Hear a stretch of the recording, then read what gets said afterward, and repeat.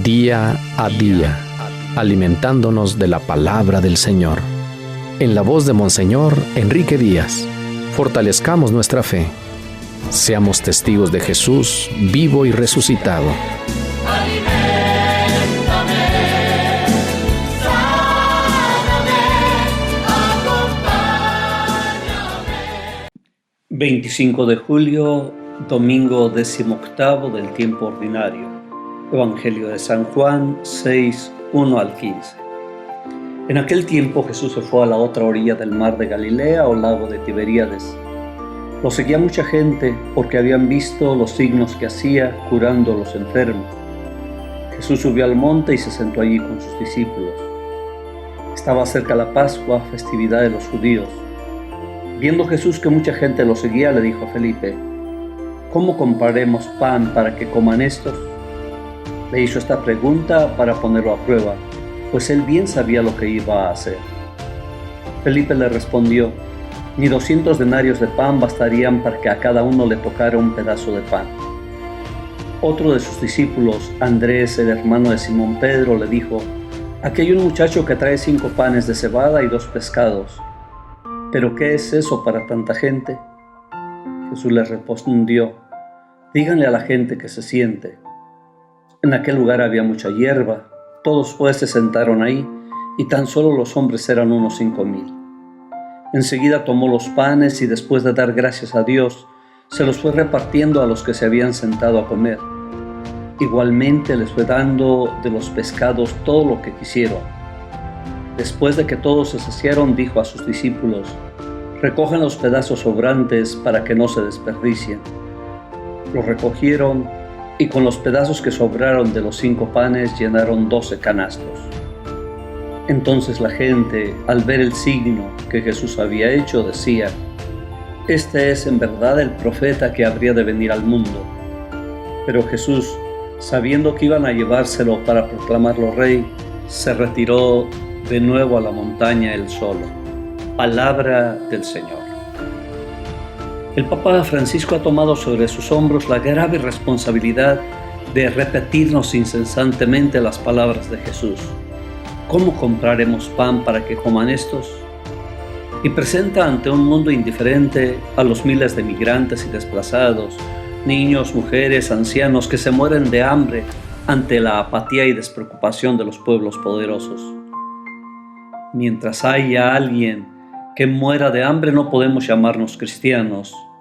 La fraternidad nos lleva a compartir el alimento. No tengas miedo, el otro es tu hermano, ha dicho. A San Juan le gusta ofrecernos signos para que encontremos el camino hacia Jesús. Cuanto más importante es su camino, más claridad requerimos en los señalamientos. En su capítulo 6 nos ofrece un signo, la multiplicación de los panes, pero un signo que implica muchas indicaciones importantísimas para descubrir el reino de Dios. Descubrir la necesidad del hermano, compartir el pan, alimentarse del verdadero pan, la permanencia con Jesús. Durante los domingos siguientes iremos reflexionando cada una de estas señales. Hoy iniciamos con la narración del milagro, que encierra ya en sí una gran lección. La primera indicación de Jesús a sus discípulos es ver más allá de su propia necesidad y descubrir la necesidad del hermano. La pandemia ha desnudado nuestras formas primitivas de actuar.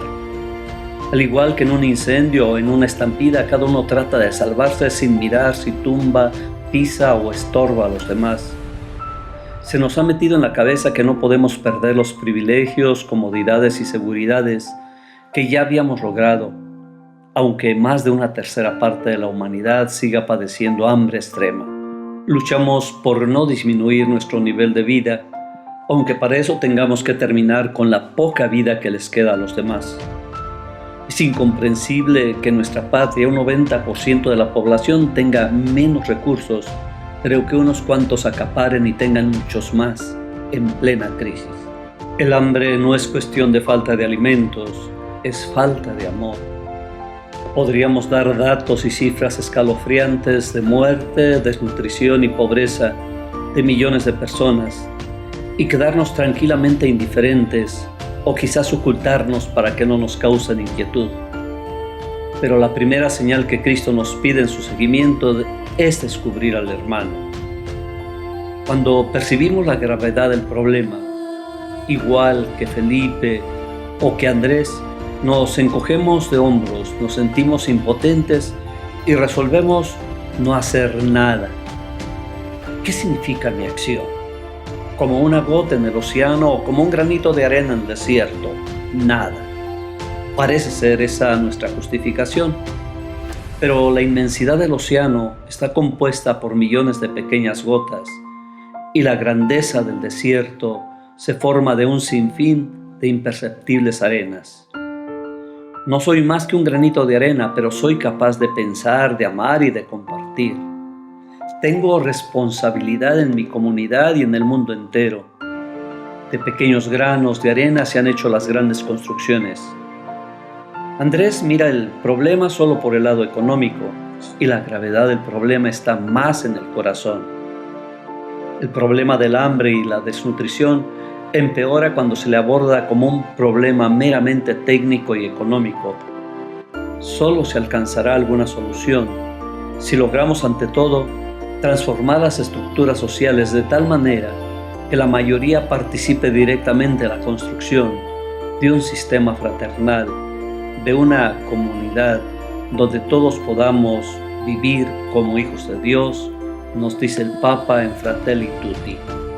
El milagro de Jesús está en su poder, pero más en la generosidad de quien entrega todo lo que tiene, aunque parezca tan miserable como 5 panes y 2 pescados para millares de personas. Es el milagro del amor.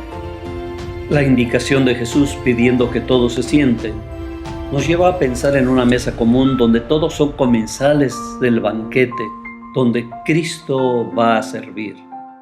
No es la limosna o las migajas de lo que nos sobra lo que ofrece Jesús. Es la dignidad de acercarse a la misma mesa. Es el orgullo de quienes comen del mismo pan. Es sentirse acogido, hermano y amigo, tomando el mismo bocado. Solo así se sentirán con la misma dignidad. Es insultante la manera como las grandes naciones ofrecen migajas a los pueblos tercermundistas, después de que se han aprovechado de los recursos de sus territorios y les donan ayudas que con frecuencia los hunden más. Así sucede también entre los individuos. El hambre causa muchas víctimas entre tantos Lázaros a los que no se les consiente sentarse a la mesa del rico Epulón. Dar de comer al hambriento y hacerlo sentir como persona con toda dignidad es un imperativo para todo seguidor de Jesús. Es más, es una obligación para toda persona humana.